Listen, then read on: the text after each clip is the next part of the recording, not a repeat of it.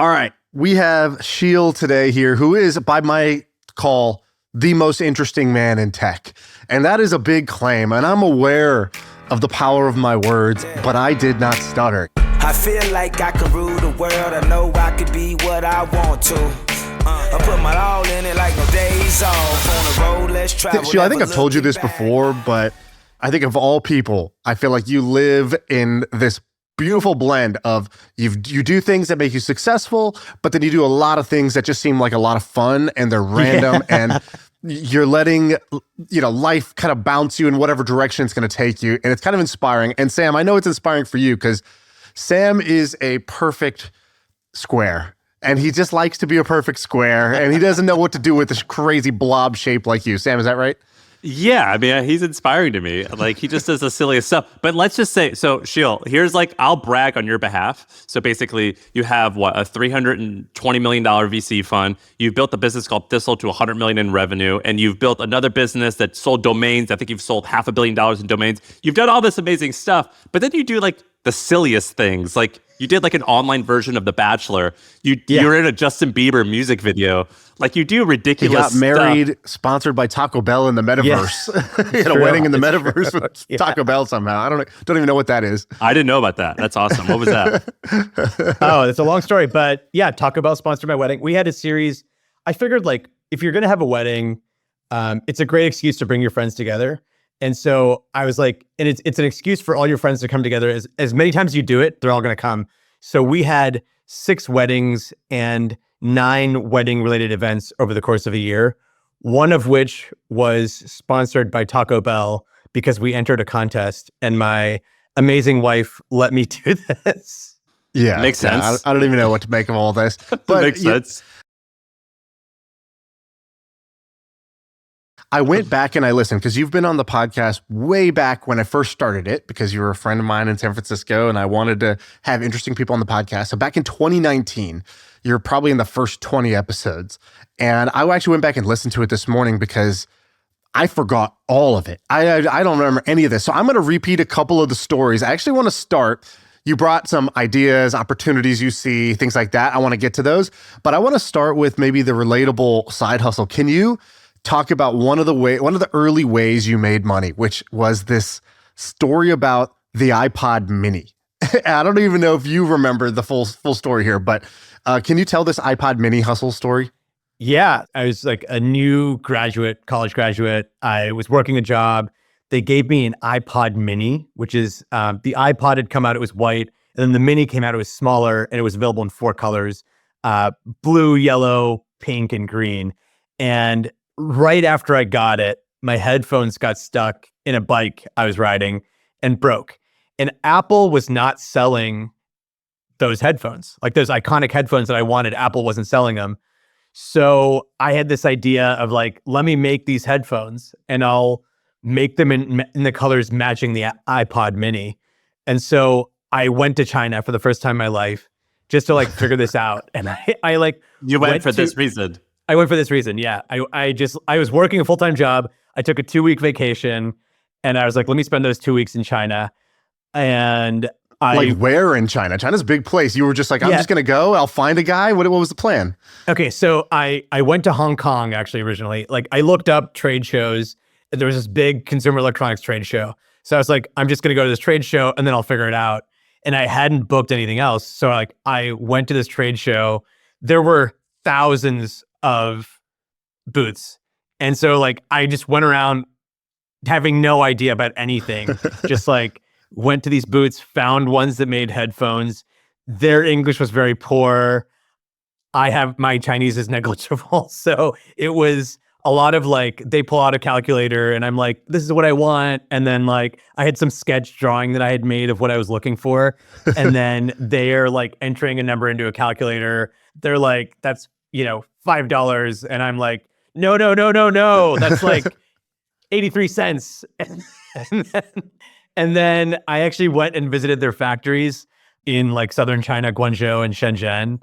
And it was awesome. It was a really cool way for me to get into business.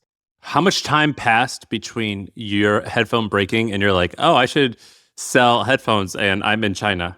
I think it was a couple months. So you have a job, you decide to go, you're like, I'm just going to kind of fund this off my savings. Or did you place the initial, was a big initial order? How did you do it? The initial order, it was cheap. It was, 10,000 headphones. And I think, I mean, for me at the time, it was a lot of money. Like it was my first job.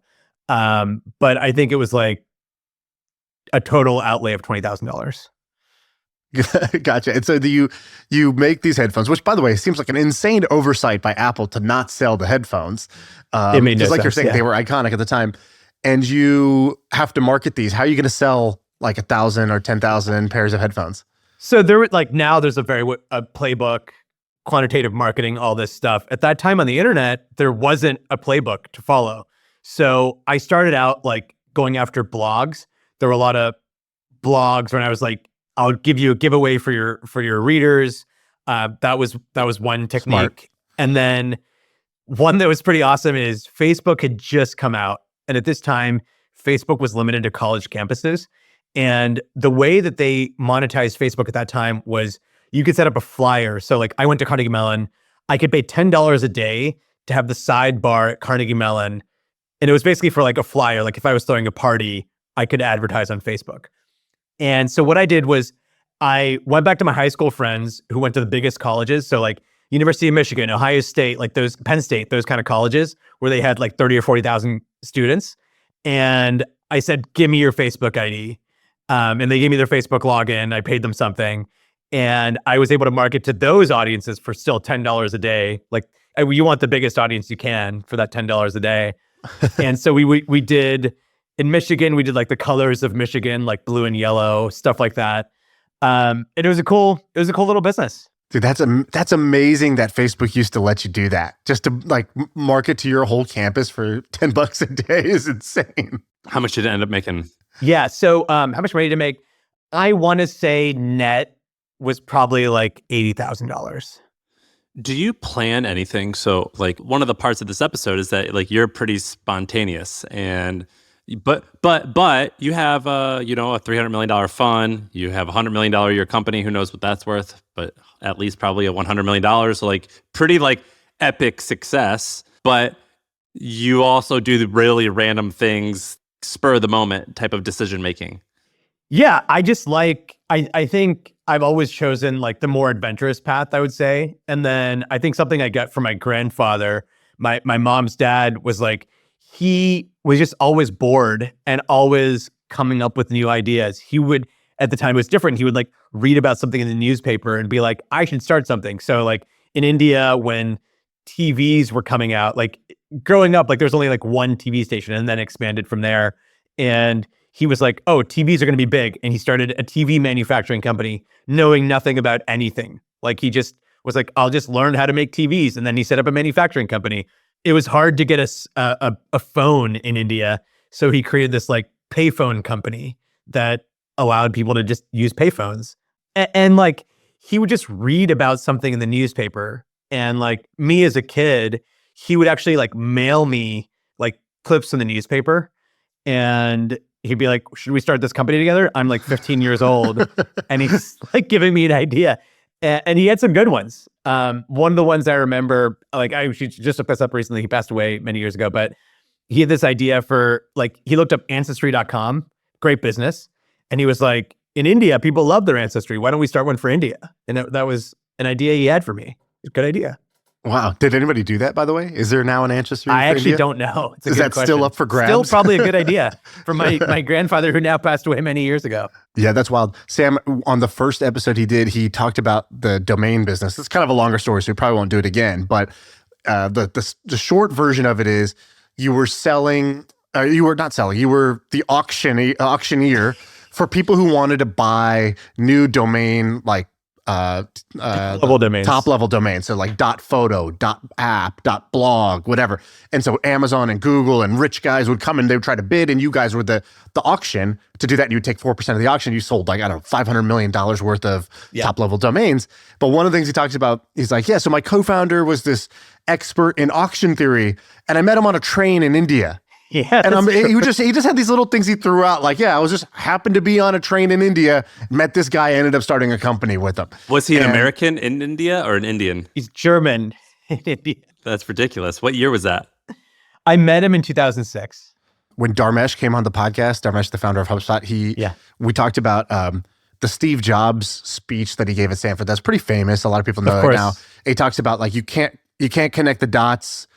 You know, looking forward, you can only connect the dots of your life looking backwards. And the famous example is he talks about like how he used to love studying calligraphy and fonts, and he got really into that. He took courses on it, and then only later when he started Apple computers, he made sure that the first set of Apple computers had these like beautiful fonts, and no other computer company cared about that, but he did. He connected those two dots, his passion for X and his passion for Y, and they both came together.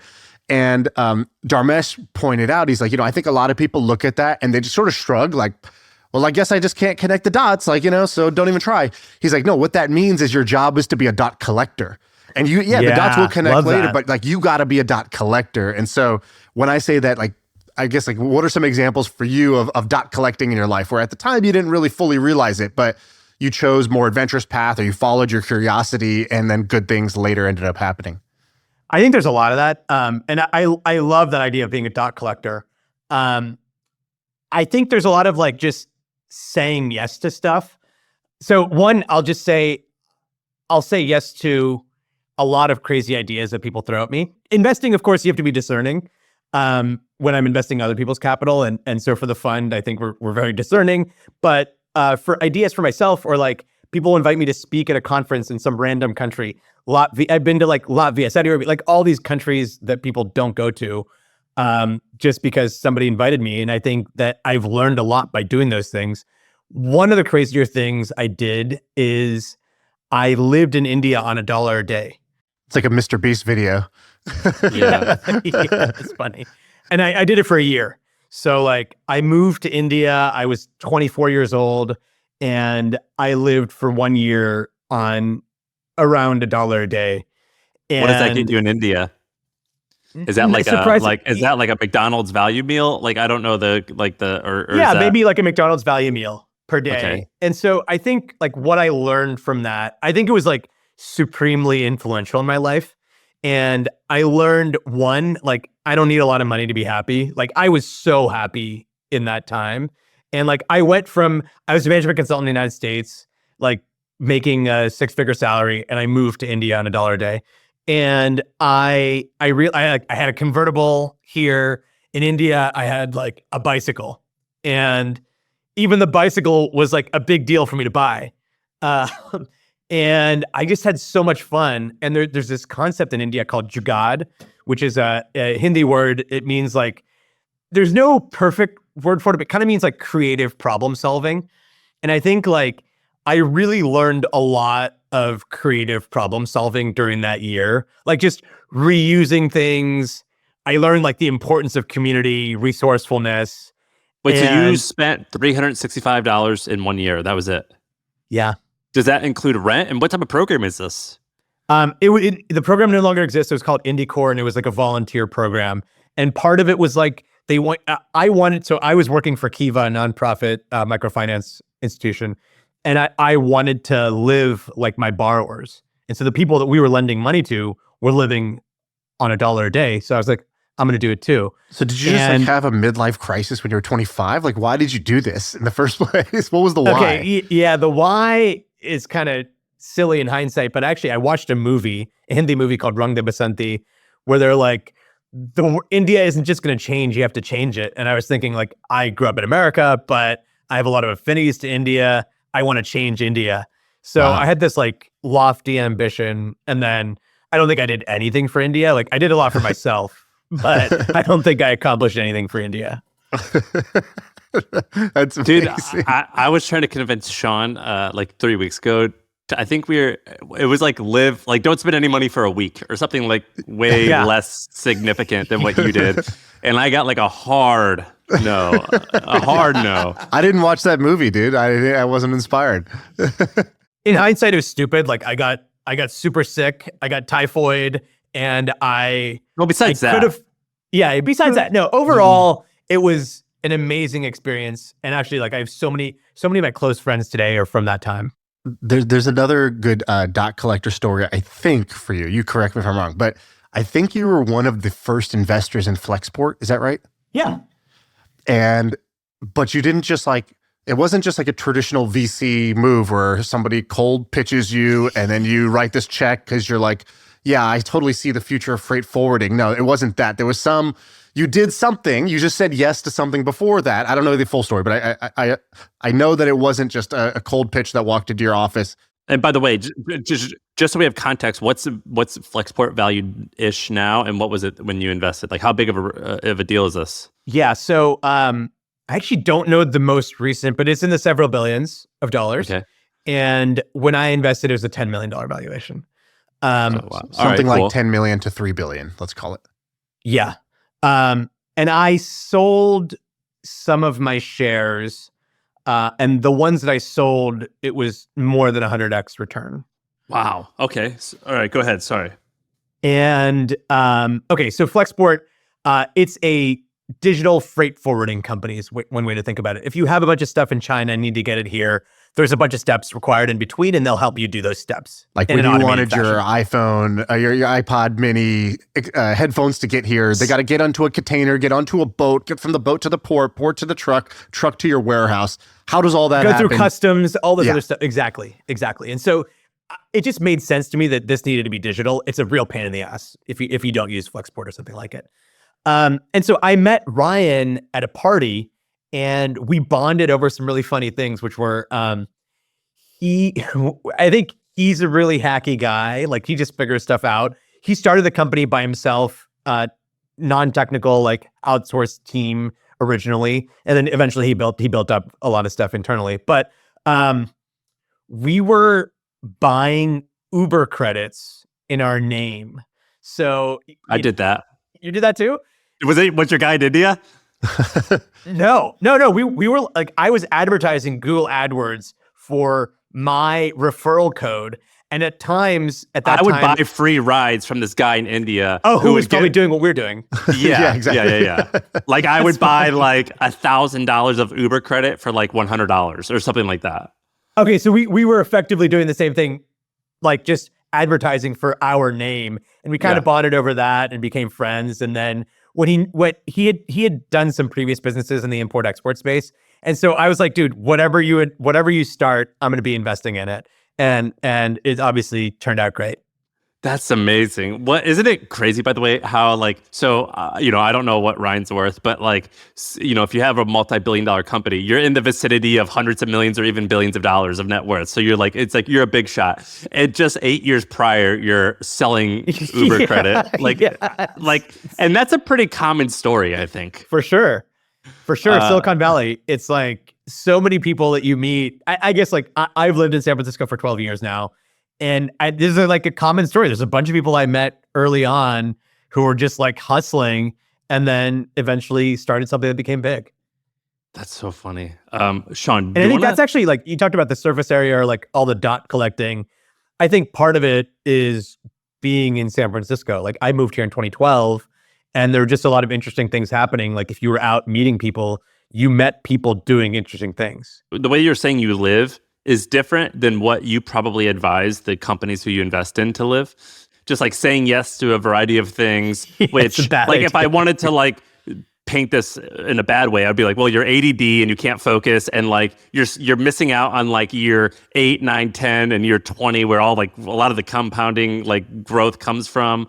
How do you balance those two things of being focused, which is what every VC will ever tell a founder, versus saying yes to speaking in Latvia or going to China to start a new headphone company? It's such a good question. And I think the way I think about it is I'm probably more of your 0 to 1 guy than I am your 1 to 100. And so I've started a lot of things and then mostly found other people to actually run them over time. And some of the things I started got to exit and were successful. But if you want to have huge success, multi-billion-dollar companies, which is what we're hopefully investing in, you need to be really focused. And so I would not invest in most of the companies that I would start. If I were running a VC fund, these companies aren't VC type opportunities. What's the story of Thistle? Because I remember we went out to dinner once many years ago, and you were like, you started this you helped start. I don't know what your role was, but you helped start some local food delivery business. And at the time, there was just a bunch of them going out of business. Sprig was going out of business, and it was like looked like a bloodbath.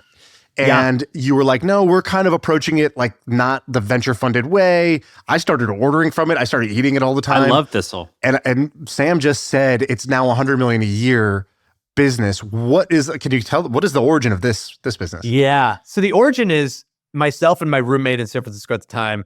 We felt like we were just like making unhealthy choices and like eating the fastest thing possible to get back to work or whatever. And the idea was like, what if there was healthy food in your fridge already? That would be the most healthy thing you could eat and most convenient thing you could eat. And at the time, as you said, there were these companies, Sprig, Munchery, Spoon Rocket were the most popular ones in the Bay Area, where you could order and for like 10 or 15 bucks in 20 minutes or even 10 minutes, food would show up at your door. And we were like, should we invest in these companies? Should we start one of these companies?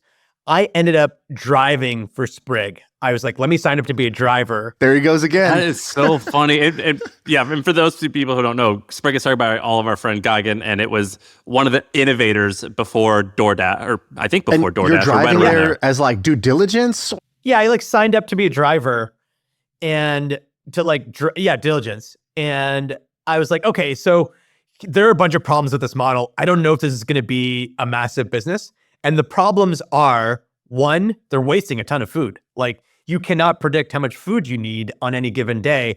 And they were like, yeah, we have this AI model. Like, we're going to predict if there's a Giants game, it's this. It's actually like kind of impossible to predict. So wasting like a third of their food. Drivers all are driving at the same time. It's like lunchtime or dinner time. That's when it's all happening. And then routes aren't optimized. So like you're kind of driving one place, then you have to go somewhere else across the city. So we were like, can we solve this? And so we set out to solve it. And the idea was a subscription service. And the idea was you have to order by Friday your meals for the week. And there are people like, it doesn't work for me. Like I don't know what I'm doing tonight for dinner, but like somebody might invite me to something and I'll go. But a lot of people are more structured in life. And the idea was for those people, we can give them a meal plan. And it's kind of like a private chef might be. And do it at an affordable price point. And it's been great. Like the business is awesome. Thistle.co. If you're on the East Coast or West Coast, you can check it out. Is it bootstrapped or do you guys raise funding? We did ultimately raise funding. And we've raised a few rounds of funding, but not that much money over time. But it's a good outcome for you personally? Yeah, it should be. Look, I think food businesses are tough, low multiple businesses. And so I don't know what it's going to be. I haven't assigned any value to that equity, but hopefully it's going to turn into something awesome. Is it still just in San Francisco? I remember at one point you had said it was like doing $20 million a year in just San Francisco. Did it branch out to like 100 other cities now or what? So it's all along the West Coast and the Northeast as well. Yeah, I see it out where I live. I live out right outside of New York, and I see. Do I see billboards? You might see billboards. You see a lot of bags. One kind of like fun thing is a lot of celebrities use them, and you'll see like videos of celebrities on the internet like carrying the Thistle bag, which is kind of cool. Like this mega famous person is carrying something that I helped create. You sent us a list of like 4, 5, 6 ideas. And interestingly, Shaan, a few of them are in your wheelhouse involving schools. A few of them are in a thing or two that I know about. And I think it'd be interesting since you see so many ideas with the fund and you've been well connected in Silicon Valley for, 20 years now. If you could list out some of the interesting opportunities that you're kind of seeing. I have some that are like maybe venture scale ideas, and then most of my ideas are not venture scale, but I could talk about a few of them. One is I just got back from Florida. My parents moved to Florida. They moved to a Indian retirement community, and it's called Shantiniketan.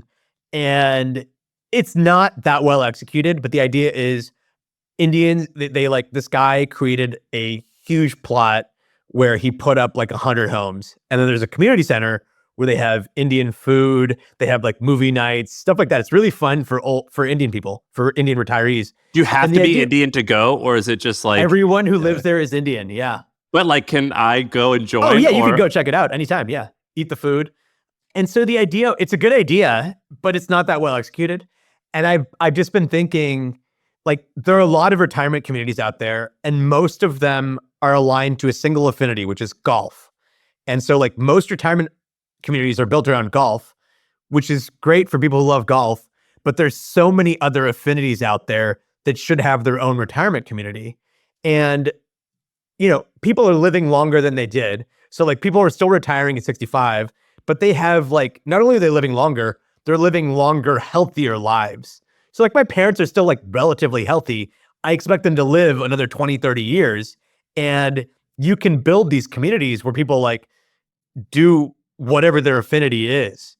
And so I think there's an opportunity here in building a roadmap for an affinity and then like stamping it for other affinities over time. Shaan, don't you know someone in this? Yeah. So I've looked at this because I found it fascinating for the same reasons that Sheel was saying. Well, first, they're good businesses, right? Because you're basically taking raw land, and then you're like, you just do the math. You're like, okay, cool. We're going to sell, let's call it 50 plots or 75 plots or 100 plots. And the numbers get pretty big pretty fast when you're buying these at a raw state and you're able to sell them. But they also, one of the things that some of them are doing is they blend together the like different health spans. So for example, you can start there when you're just retired, but then you need some assistance. And then there's like an assisted area. And then there's like, you need a lot of assistance. And then you're at the kind of like the full service model, but you don't have to move. You don't have to like move very far, right? You're just like And your community's still there. Yeah, you're still in the same community. You don't have to like, do this like big cross-country move. It's not the scary thing. You just sort of, as your body, goes down that gradient, you just sort of move down a different level of service in the community. And so that's super profitable when you do that. And the LTV of the customers, I mean, imagine, right, you're 20, 30 years in one of these communities, it's really high. And I know it because my parents kind of had the same reaction that Sheel's parents had, which is, yeah, that'd be great. I don't play golf, but if there was a place that had the food we like, with people that we get along with, that speak the language, that we have the same cultural values. And I was like, well, that's going to exist for every race, but also not just race. Like, what are other things that people bond over, or is like the central pillar of their life? And how do you build communities around that? Just seems very lucrative to me. Totally. For the one my parents did, there was a waiting list. So my parents prepaid. They put 100% of the money down and didn't get the home for 5 years. And on these things that when I think of an old home, I think of like a hospital looking center but these are like a plot of land where you buy a house. Yeah, they bought a townhouse. Got it. And then you pay like a monthly fee. Yeah, you pay monthly fee. You get food, which is, for Indian people especially, I think a really big deal. And then they have a bunch of community events. Like they play like cards. There's a community center. They have movies, Indian movies going on. They have concerts. Actually, I talked about our weddings. My parents, one of the events that they had was a showcase of all of our wedding videos. And then we called in and did Q&A. That's hilarious. Yeah, because I feel like, this is like the country club model, but it's just for what else is there besides a bougie country club? Like, what are the other ways that people could get together in a clubhouse and have, that would add a lot to their lives? Because it's pretty lonely.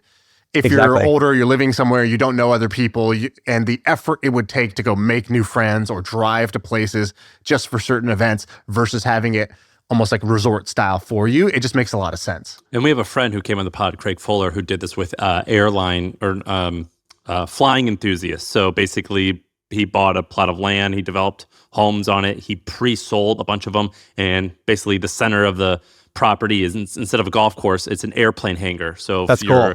If you own like a Cessna or something like that, you could keep it there and you could live there. So, it's like, I want to go fly this morning. I'm just going to walk out. There's like a runway in the middle of the neighborhood, basically. That's so cool. Yeah, so I think you could do this for a bunch of different affinities. Like I've talked to my Chinese friends and like their parents play a lot of mahjong and like there's stuff like that I think you could just build this around every affinity over time. So I think there's something there. And I like these businesses that are high dollar value, meaning you're not going to be able to become a billionaire, but you can make tens of millions of dollars doing this. Definitely. And very high likelihood of success. Like you don't need, like Sheel told you the idea. You don't need a stroke of genius now. And like 50 people could go do this and they would all, it's just a matter of execution at this point. Like if you just do the basic things. Like with all these what do they call it? The silver tsunami? Like, is there a shortage of space? I think so. I think like the reason my parents pre-bought it was the other Indian communities, they couldn't get in. Like the prices had increased so much, or there weren't availability. So like they pre-bought into a new one. So I think it has to be a doctor. It's actually a status symbol. You can't get into the community, or you're just barred if your kid's not a doctor. Dude, how much is a nursing home, by the way? Should I be budgeting for, like, I was, like... Sam starts worrying about... I'm worried about... years now. No, I'm worried about it for my parents. I was... Dude, listen to this. So are you going to put your parents in a nursing home? I don't know. But Shame on you. Like, Indians could never do...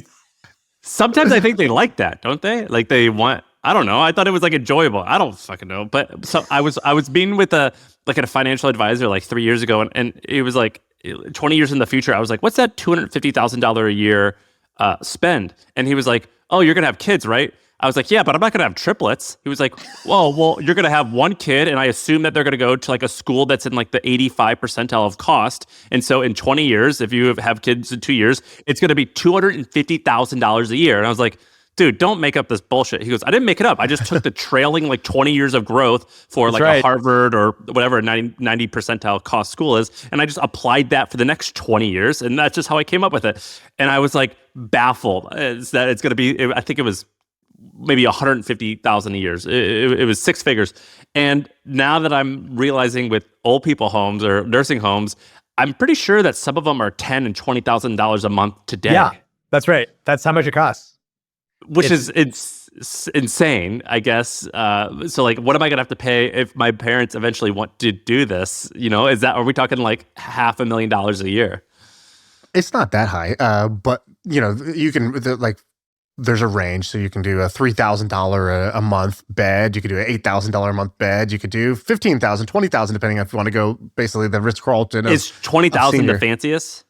I don't. There's no upper end to anything in life, right? You can spend an infinite amount of money if you decide to. But I would say nice places can be $10,000-$15,000 a month. But also some of these are covered by insurance. Some of these are not. Some of these out of pocket, right? There's a whole bunch of different factors. I know that in also different cultures, like I said, shame on you, just kind of joking. But in Indian culture, it kind of is like that. Like there's an expectation culturally that either the parents move in with you or they're going to have their own house and you're going to have in-home care for them. So there's all these different ways that you could do care for elders. It could be that they're in a nursing home or a senior facility, or it could be that you're paying for somebody to come to their house every day and help them manage day-to-day life at their house, which is obviously going to be a different cost. My grandparents, for example, they have their own house and they have basically round the clock somebody come like a kind of a nurse that basically lives in their house that just helps them with everyday things to just function in their own home because that's what was comfortable for them. That's cool. I think for all those, any of those different types of things, like being in the same place with the community makes sense because like your grandparents may not need that one person full time, or they might, but like other people might want a fractional one. And it's so much easier if that person like lives in the community or like comes to the community and can serve many people at once. And a bunch of people have tried this for like young 20-somethings after college. It's like an after college community, blah, blah, blah. But this is way better because people are going to be in these for like 30 plus years. Exactly. And they have money actually versus that 20-something. Yeah, they might spend 1 or 2 years after college doing this in a big city, but then they're going to kind of graduate out of it. So you're going to have this crazy churn all the time. I like your model better. All right. What's another opportunity? What's another idea you got? Go to this Yelp one. Okay. So the idea is Yelp for professional services. So, and then I originally had this idea, I think before Sam put out Sam's list, but the idea is, why is it so hard to know like which insurance brokers are good, which lawyers, which financial planners, which accountants? Like, how do I know who's good and is going to serve my needs? And like, there should be a site for that and it's easily monetizable. So I can give you guys an update. So Shaan, 10 or 8 months ago, I created this thing called Sam's List, samslist.co. And it was like Yelp for accountants. And I just did it because I needed an accountant, and I found an accountant, by the way, on the website, so it worked. It hasn't like taken off. This year it did $99,000 in revenue and a little bit of profit, and we have someone who's working on it. But what we're changing over is making it, we're adding like a financial advisor category. But I completely agree with you of like having these review sites for professional services is necessary. Everyone is begging us, by the way, if anyone wants to go do this, go for it. Everyone's begging us for Sam's List, but for agencies. I don't know anything about agencies, so I don't know anything about that space, but that is one thing that people have been begging us for, is to have an agency category. But I think that's just because I have a lot of agency owners who follow me on Twitter. No, but I think if you look on Twitter, like people are constantly posting like, hey, I need help with this. Can anyone recommend an agency? I feel like we have a website designer that I really like. And I feel like once every couple weeks, I'm recommending him to somebody. And like, there should be a place where you could just search and find, like, I'm looking for an agency. I'm willing to spend X to Y. And, you know, it should be a site that does everything. And maybe Sam's List is it. It's fucking hard to pull these off, by the way. It's hard. It's hard. None of these things are easy. Here's why they're hard. Like what we found was like, we had a lot of like mom and pop accountants on the website. And like, you're basically, imagine like, so what Shaan did with Milk Road and what I did with the Hustle was we'd have advertisers. But the ideal situation is you have advertisers who are spending tens or hundreds of thousands, or once the Hustle got to a certain size, sometimes they're spending millions of dollars a year. But when you're working with like a mom and pop accountant, I'm basically selling packages for like $500. Yeah. And you're like the mob, like knocking on their door, like, hey, you got my money? You know what I mean? And it like, yeah, you know, like the client hasn't paid yet, so I don't have the money yet, but I promise I'll get it to you next week. Like it becomes a little bit of a game like that. And so if you're going to do it, the ideal situation is that you're doing it. Accountants are basically, a lot of them are like mom and pop organizations. It's a pretty bad group to sell to. But like whatever organization or industry you want to do this for, it has to be where they're already spending a lot of money and it's bigger companies who can write bigger checks. Otherwise, you're just going to end up like Yelp. Have you guys ever known, like the joke in San Francisco when we lived there was Yelp is where you go to learn how to do sales because it's such a hard sales job. And they would hire anyone with a pulse and they would be like, all right, here's 40 grand a year. And then you get commission. But if you hit your on target earnings, you're going to make 200 grand a year. You're going to be so rich. And they find out that they're having to go like get an ice cream shop to give them like $900. And wasn't it more like threats than sales even? It was like, oh, this review's really hurting you. Wouldn't you? Well, don't you just wish that would go away? Yeah. Man, I might be able to make that go away.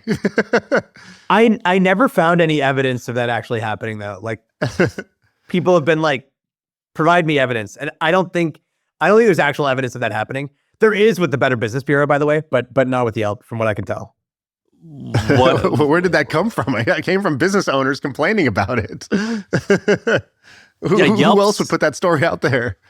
Well, so people have said like, okay, if there's any proof of Yelp saying, pay me money and you'll get a better review, or that review will get knocked off, send it to me. And then nobody has ever sent it. Fair enough. All right, what are the other? What's this Pearly Whites one? You got my attention. Okay, so this is my wife's idea. There's something called a dry bar where you can just go get a blow dry of your hair. It's like kind of like an in and out thing, 20 minutes, and you get your blow dry. My wife feels like she would like to get her teeth cleaned more than the twice a year that you're able to with a dentist on insurance. And so the idea is you go to a place and all they do is clean your teeth. They don't do x-rays, they don't do anything else. You're in and out 20 minutes, $100, $120, something like that. And she would do that like every couple months. And that's the idea. So she likes getting her teeth cleaned.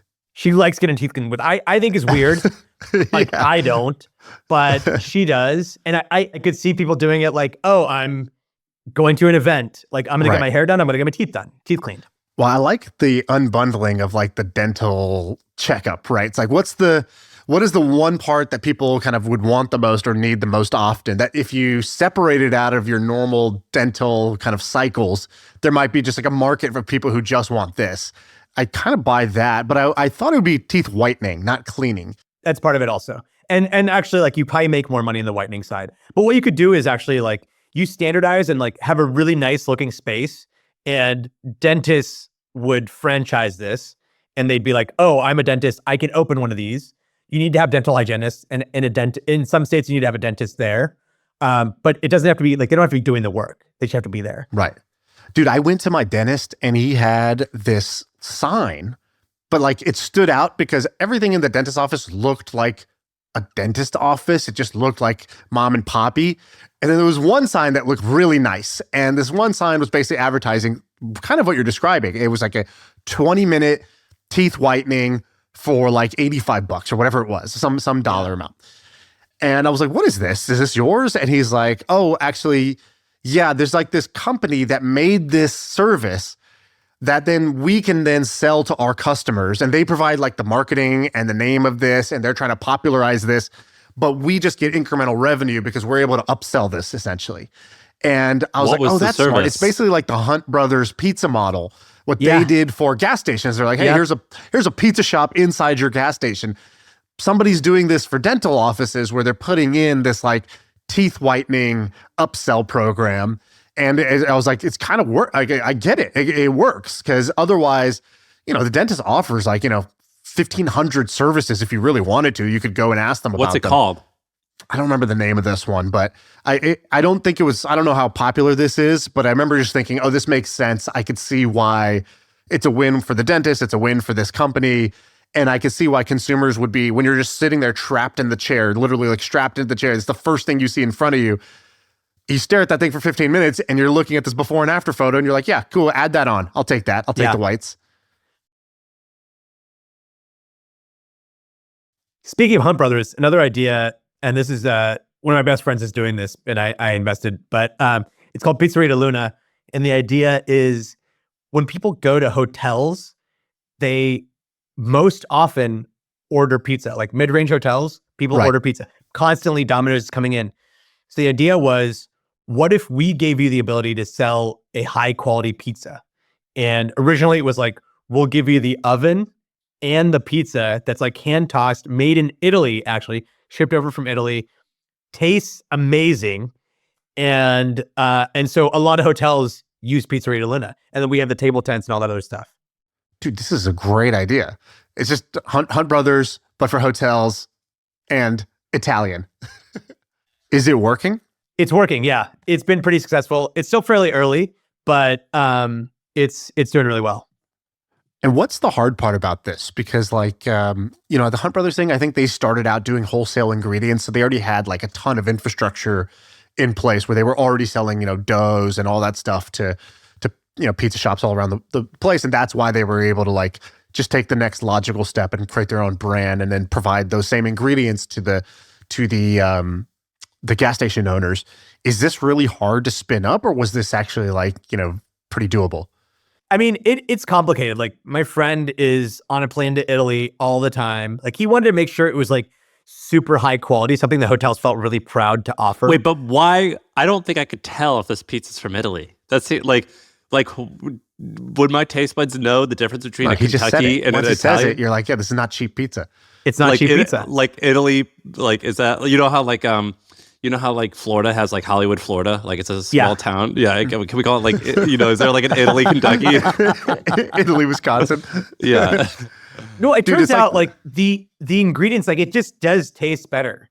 Like they know how to do it there. It's actually, what you're probably thinking is like, isn't it expensive to bring it over here? It's actually not. It's kind of worth it. And they have the experience and know-how. It's actually made like near Naples, which is where pizza comes from. Dude, my dad, I remember when we were a kid, he saw this pizza place and the sign just said hand-tossed pizza, and there was like a guy in the window tossing. And my dad wouldn't shut up about the hand-tossed pizza for like, a year. And these things just work. I don't know why. There's something to it. If it says world's greatest cup of coffee, I buy it every single time. Oh, totally. That shit always works on me. Do you guys know the Grey Goose story? No, yeah, the taller bottles. The taller bottles, but also so the guy who started Grey Goose started it, by the way, when he was in his like 70s. He was like 70 years old and decided to start a startup. Was he successful? So before that, he had created Jägermeister. Not created, but he had brought Jägermeister to the US and made it popular. So like the Jägermeister story was, he's out one night. All right, he was like part of the family alcohol business, his wife's parents' business. And then they get in a fight, they kick him out. And he's like, all right, fuck this. I got to do something. And he's out one night. He sees a German like group of friends sipping this like weird cough syrup looking thing. And it was Jägermeister. And it was like a after dinner type of thing. And he's like, what is that? He inquires about it. He figures it out. And he decides, I'm going to become the US importer of this thing called Jägermeister. But to make it popular, what he did was he created the Jaeger bomb and got like Jaegerettes, the girls who would go around bars pouring the stuff down college kids' throats, and he made it the party drink. So Jaeger becomes this like big drink. He's successful. Now he's in his 70s and he's like, all right, I'm going to start a new one. I want to start a vodka company. And he basically says, I'm going to do two things differently. First, he goes, we need to source the vodka.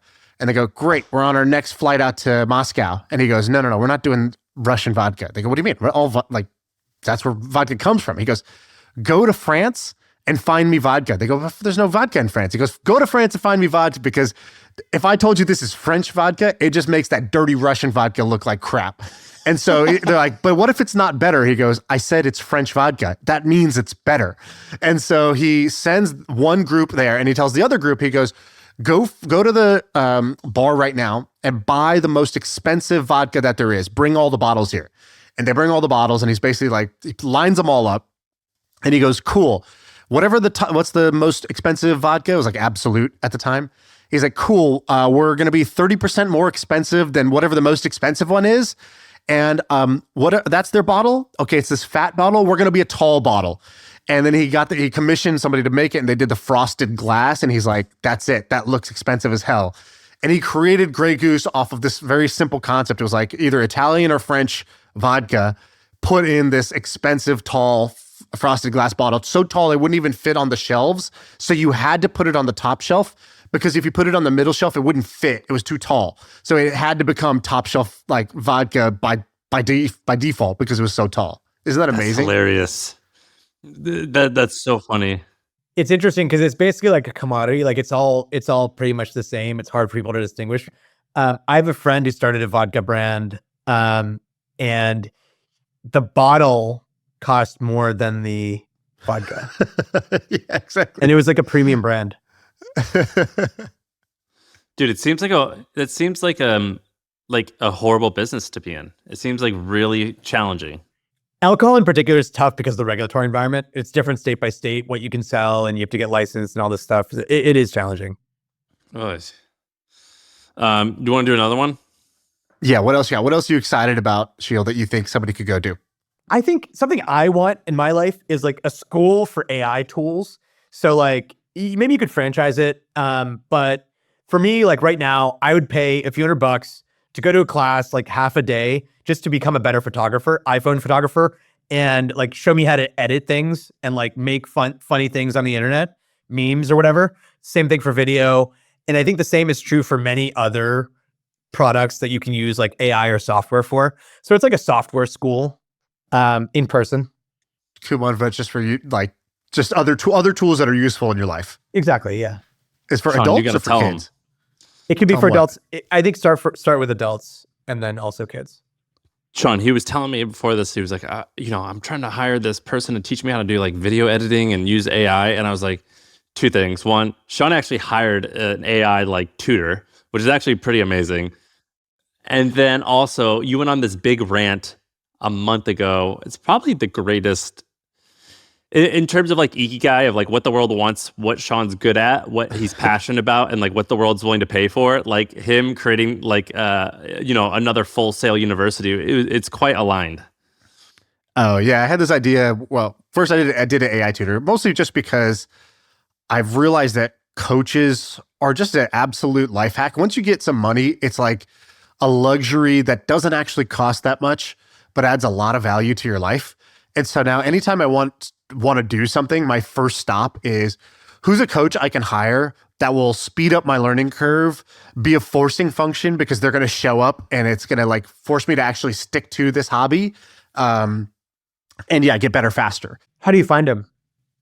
With this, I just tweeted it out and I was like, hey, I'm willing to pay $500 an hour for somebody who's going to, you learn all the new stuff that's going on in AI. And then I want to sit with you for 90 minutes every Wednesday.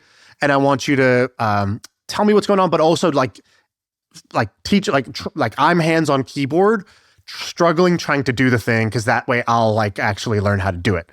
And it's been kind of amazing, to be honest. You're still doing it? We're still doing it. It kind of shifted a little bit. Like other friends wanted to join. So I invited a couple other friends. And so it's kind of a group thing now. And yeah, it's pretty amazing. So, Awesome. so that's been great on the AI side. But just in general, I'm a big, like, it's like comical now how my first answer to everything is to get a coach. And but whatever, I'm gonna keep doing it till it doesn't work, and it's worked at everything. Dude, we so hired far. we hired an organizational coach to come and teach us how to like organize a closet. Like I'm so on board with. Oh my God. We pay so much to our organizer. We don't have a coach. We just have an organizer who comes in and she is doing so well. She last time she was here, which was like 2 weeks ago, which is because she's here all the time organizing something. She was like, oh, my client from San Francisco is flying me. I'm going to go organize their new place in Switzerland. So she's like, this thing going. We're like, it's an incredible business. I mean, it's not like a huge business, but she's got people under her and stuff now. Is too. it just like magic? Like, is your house just like incredible now? I think it's fine. My wife loves it, so we do it. I have a friend that just bought a home. They moved in. It's a huge house, like 8,000 square feet. They paid this service $25,000 to be there before, like to map out where everything, like it was like, you know, like starting from scratch, to like be there to map it all out, to buy the storage supplies, and then to put the labels and to come up with the strategy. It was 25 grand. That's a lot. It's a lot. I think we paid, I don't remember, I don't know how much we paid total because I don't see it, because if I saw it, it would drive me crazy. But I do remember the kitchen was a couple $1,000s. Do you have the like Indian frugality gene, or are big you time. like, okay, you're not Big a good time. spender? I'm not a good spender. And it's like my lifestyle hasn't changed, that my net worth has increased quite dramatically over the past decade. And my lifestyle hasn't changed. I'm always looking for a deal. Like anything I buy, I'm going to Slick Deals first. I've like got the credit card points thing down, like all this stuff that I shouldn't be doing is like stupid optimization. But for me, it's kind of a game and I love it. Give us a quick credit card tip. What's your credit card stack? Because I don't want to do the research, but I might just piggyback off you. Yeah, for sure. Okay, so I use the US Bank Smartly card. It's 4% on everything. And if you just want a single card, that's the card to go off of. US Bank Smartly? That's what it is? Yeah. It's 4% on everything. By the way, I use it on my taxes. So Wait, what? I pay 1.82% to the government to use my credit card, and then I get 4% back from US Bank. It's just like I'm getting 2% back on my taxes. I could use that for like Facebook ad spend. I could use it for You anything. can use a Facebook ad spend. Yeah, exactly. Is there like a limit, or is it unlimited? Just your credit limit. Wow. What's And this now called?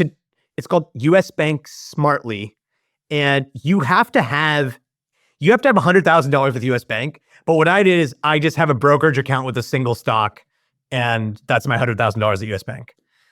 It's a great deal. Like they're losing money on me for sure. Dude, on one hand, I'm like, this is sick. I got to do this. And then on the other hand, I'm like, just like, you know, I don't know. Setting it up. Dude, 4% is pretty legit. I went through a lot of hoops to get 2.6 from Bank of America. Bank of America, yeah.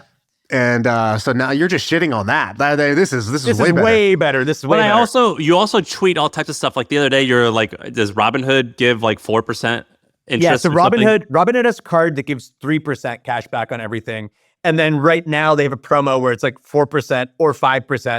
It was 5% if you put $25,000 into a Robinhood brokerage.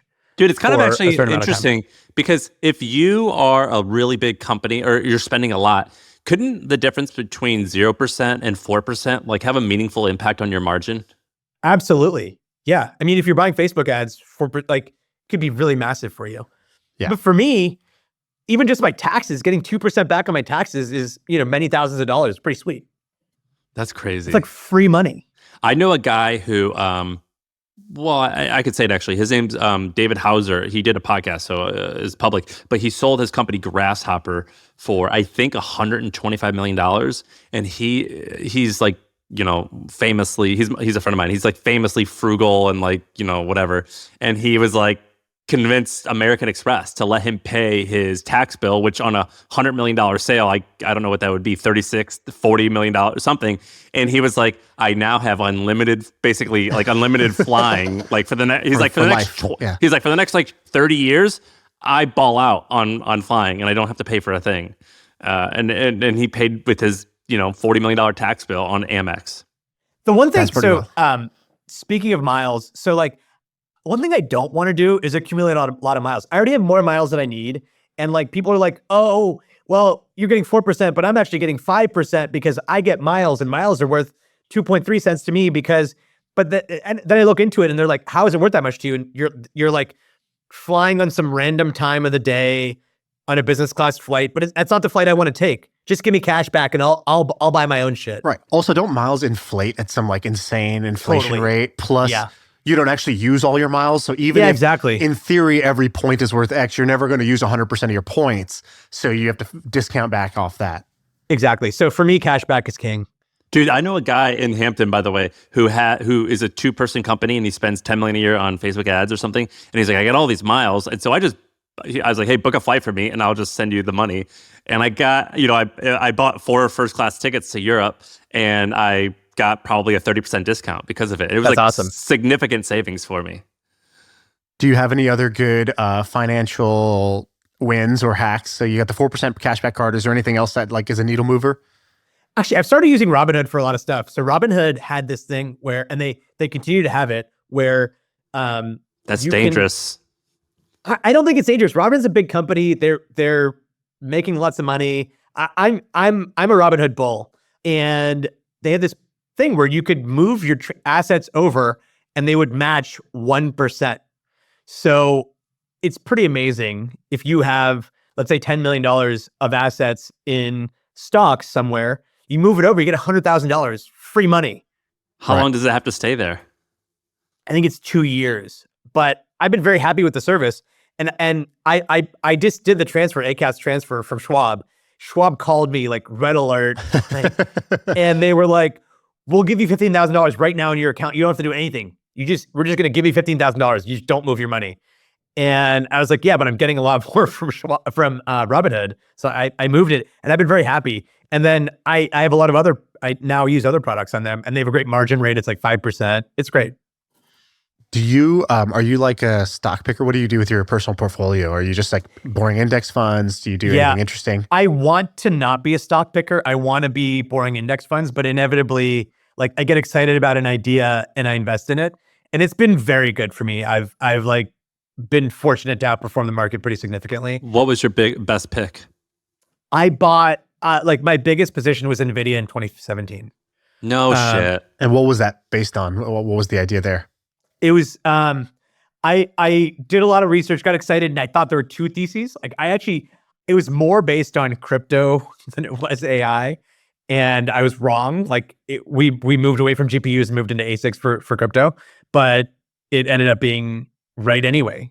And it's been awesome. Yeah. So that was in 2017, the stock was ranked. It's about 30 something X from that. Yeah. It looks like it's a 30X. It's 150 today. Back then crazy. It was $5. 30X is wild. Did you keep it in the whole time? And it was, I've kept it the whole time. I haven't actually bought any more or sold any. So I have, and it was like my biggest position in 2017. And you're basically like a fintech expert, right? Your fund is fintech. You've invested in a bunch of fintech things. What's your position on crypto? Are you like, are you a big Bitcoin bull? Do you believe in all the altcoins? Like what's your, where do you stand? Because I haven't heard you talk about it much. Yeah, I don't talk about that much. Bitcoin is so actually, looking at my assets, it's probably Bitcoin number 1, NVIDIA number 2, and then like the house that I live in number 3. No way, really? Yeah. And so, say more. Well, what got you into Bitcoin or crypto at the beginning? And is it just Bitcoin, or do you also believe in ETH and Solana and other things? I only have Bitcoin and ETH. I have some of the others, but like not a meaningful amount. I actually have a tweet where I was like anti-Bitcoin, and Bitcoin was like 60 cents or something. And I was like, this is never going to work. Here's why. Governments are never going to allow it, blah, blah, blah. And then I finally bought in around $300. And the idea was, I still like what people believed then, what people told me was like, it's going to be a fast and efficient way to move money. And that isn't what happened at all. Right. And so in some ways I was right. It doesn't matter that I was right. I lost a lot of money by not doing it earlier. And I think as a store of value, like the more successful it gets, the more successful it's going to get. Right. And so that's it. And more people are putting money in. So I've put money in. Now, for me personally, that makes sense. For my fund, I want to invest in things that like actual people are going to be able to use and like have real impact on the world. And I haven't found that many use cases. We have made a couple of investments in stablecoins. I think there's something there. Yeah, I was going to ask you, nerdy question. There's a lot of people are paying attention to stablecoins right now. I Is believe that what Fartcoin is? that's an unstable coin for sure. Fartcoin, so butthole. people who don't know, a stable coin is basically, it's a digital token. So it has the benefits of being like able to be transferred online easily and programmable and things like that. But it's just pegged to the dollar. So you put $1 in a bank account and then one digital dollar is created. And that's the idea, is that in order for the digital dollar to be created, an actual US dollar has to be put in a bank account somewhere. And so there's companies like Circle and others, Tether, who are supposedly doing this. And I guess it's kind of like a lot of people believe it's like stablecoins is taking off now. There's some charts. I think the All In podcast has been talking about this recently. A stable coin, didn't the stable coin business get bought, or a tech business that was Bridge about got bought for over $1 billion by Stripe. $1 billion by Stripe. So is there anything actually going on here, or is this just all a lot of hot air? I think there's something real here. I think like they're transferring money internationally is challenging. And there's something called SWIFT, which is how banks do it. It's basically like a messaging protocol. I think stablecoins can make things easier. I think still at the end of the day, I think people are overhyping stablecoins because at the end of the day, you need an on-ramp and an off-ramp to get money. Right. And they aren't that. Like I had this issue. I had a wedding in India and I needed to pay a lot of vendors in cash. There was a lot of cash. And I was like, hey, I tweeted it. Can somebody help me get a lot of cash in Mexico? And the reality is there's a reason why it was so difficult. And the reason is like money laundering. And actually, also, even what I was doing was illegal or what my vendors were doing. They wanted cash because they don't want to pay taxes. And so the reason it's hard is because the government doesn't want you to skirt taxes. And I had this convoluted thing, actually, you guys might appreciate. I convinced my bank to let me, normally you can withdraw a certain amount of money per day. I convinced my bank, Schwab, to let me do $4,000 per account per day.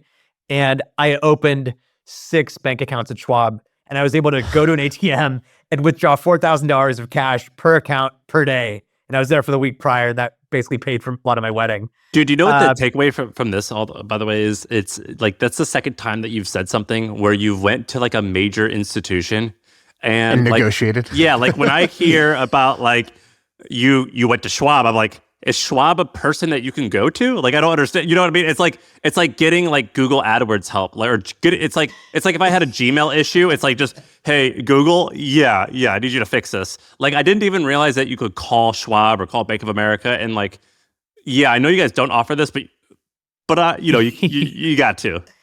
Yeah, I think if you explain your situation to them, actually, one thing I do is like, I know pretty quickly if I've got a good agent or a bad agent. And then if I have a bad agent, I hang up and call a guy. Like, test? Somebody who's like going, like, I just told them my story, like told them what I needed. And then like somebody walked me through the process and I got it done. And so I think you could do that all the time. And then speaking of negotiation or like talking through something, I think something a lot of people should do is realize like you can negotiate at Macy's. Like I did this with my wife. My wife, she bought a wedding dress, a post-wedding dress at Macy's. Like it was for one of our weddings. And we were at Macy's and I was like, I want to teach you to negotiate. I want you to get a better deal on this dress. It was like, I don't know, $400 dress or something. And I was like, can you get a better deal? And she did. She got like 20% off just by asking at Macy's for like a person at Macy's. And she saved like $100 or something. Dude, that's great. So Sam, do you ever do that? Yeah, I mean, I'll do things like I'll be like, hey, like I won't know if they had a sale recently, but I'll be like, I think you had a sale recently. Like, can you? Yeah, like you had like a, like for example, like I went and got something at Brooks Brothers the other day, and I know that one time a year they do like a 40% off sale, and I went like 3 months after that sale, but I was just like, hey, can you Can you match that? And I always prefer to go to women. The workers who are women, I have way more success because they're just like easier to like get along with, and like, you like do like a little fake flirt. But that works like way better for me with retail, just like talking to a woman and being like, hey, how are you doing today?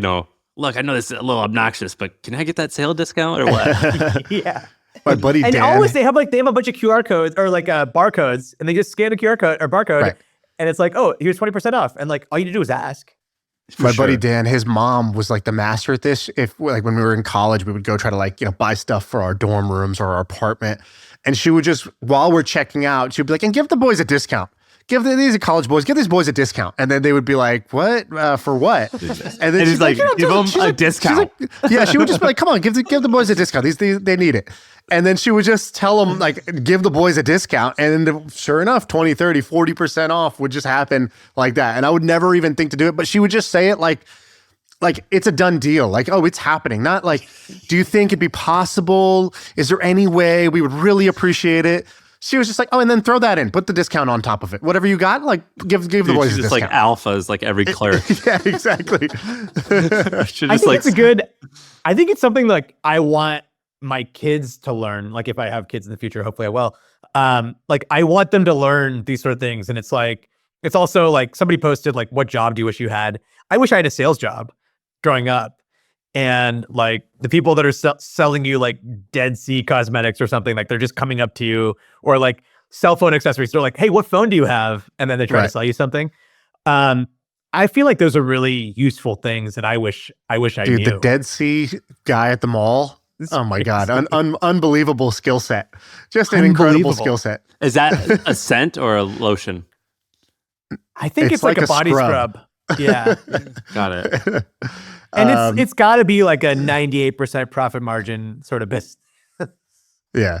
Didn't your dad sell like door to door or something? Sheel? Yeah. My dad sold encyclopedias door to door when he just moved here from India. It's actually a great story. He was very poor in India. To come to the United States, like he studied at IIT in India, great university. And then like to come to America, he needed to raise money. So he like raised money from the community to pay for his flight over. And you had to have $300 to stay in America. Like on your passport, they stamped that he had $300. He came with exactly $300 in his pocket. And so he raised a bunch of money and he had to pay them back. And he had the stipend as a master's student and then a PhD student. And he decided to work as an encyclopedia salesman. Indian guy, thick Indian accent at that time. He was in Louisiana, Mississippi, and Alabama, door to door, selling encyclopedias. And he became the best encyclopedia salesman in the country. Did he really? And like, yeah, he really did. And he have actually, you asked like, him about it? Like, what was the secret? What was the pitch? I think it was just like working day and night, I think was the pitch. And crazy enough, so he made enough money to buy an apartment in like a condo in India, like a 1-bedroom condo in India. And that's still the condo that like my uncle lived in. And still, like we still go and stay in that condo that my dad bought with his earnings from working as an encyclopedia salesman. Dude, you actually have a bunch of good tweets about your dad. Like, I feel like I kind of know about him. Like, apparently... Did that video? Did you see the video recently? Well, first of all, he quoted Robert Mugabe, who's like a dictator in Africa. Like, the dad, like, at Sheel's wedding, he like gave a speech, and he quoted Robert Mugabe, who I think was like the dictator of Zimbabwe. Like, he must have been like... the quote? It was about treating everyone well. It was a good quote. It was a good quote.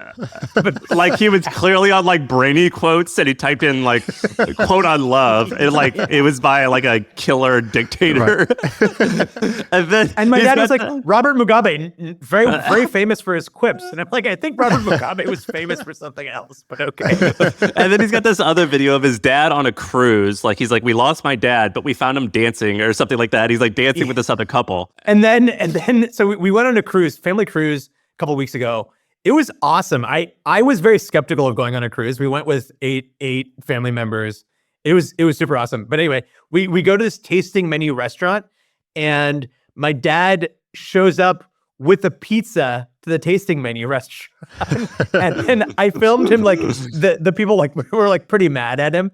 Yeah, I saw that. I loved it. He like covered it with a napkin. He's like, oh, yeah, no problem, no problem. And they're like, no, sir, we can see it. It's still there.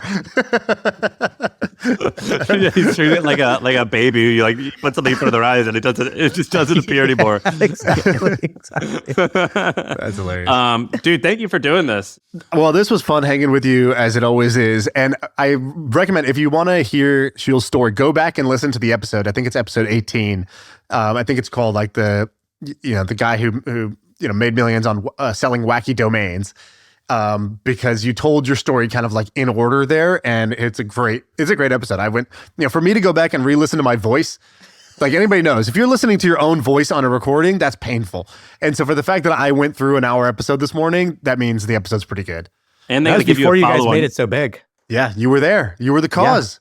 And you got to give Sheel a follow on Twitter. You are a great follow. Like Thank you. do the like. It's just the small things in life. Like you just tweeted out. Apparently, do you have a couch that's like a square? Yeah, it's a 9 foot by 9 foot couch. I Yeah, it's love just this ridiculous. thing. My wife hates it, by the way, but I love it. You just tweeted out a photo of your couch, and I'm just like, who on earth would buy this? And then I'm somehow convinced that it's the right decision. Dude, I've always been curious. You go to the furniture stores and they have the pit. It looks like a pizza because it's like a 9 square thing. That's and right. you have to like hop on like a small child and just like crawl around the couch because your feet aren't going to touch the ground. And you did. You bought it. I love it. It's Dude, so fun when you have people over, but it's also modular, so you can turn it into other things. Thanks for doing this, man. You're the best. We appreciate you. All right, that's the pod. I feel like I can rule the world. I know I could be what I want to. I put my all in it like no days off. On the road, let's travel, never looking back.